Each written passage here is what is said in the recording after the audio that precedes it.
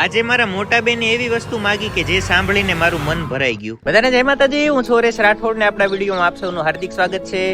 આ છે ભાઈ ચેતનભાઈ, એમનો જન્મદિવસ છે એટલે એને બધું મંગાવ્યું છે. નહીં, છોકરી જોવા ગયા હતા, છોકરીએ ફિક્સ કરી નાખી એટલે આજે પાછા. અચ્છા, ચેતનભાઈ નું નક્કી થઈ ગયું છે એટલે સોડા બધું લાવ્યા છે.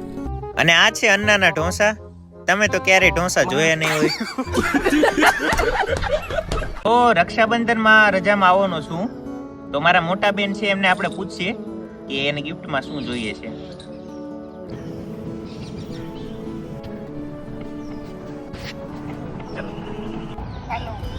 શું કરે કરુણા?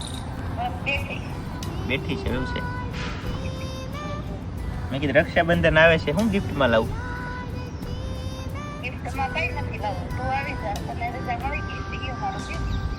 કઈક લાવું તો ખરા ને, એમ દર વખતે ખાલી હાથે આવું કઈ નથી જોતું. સાચું કઈ નહીં લાવું, પાક્કું.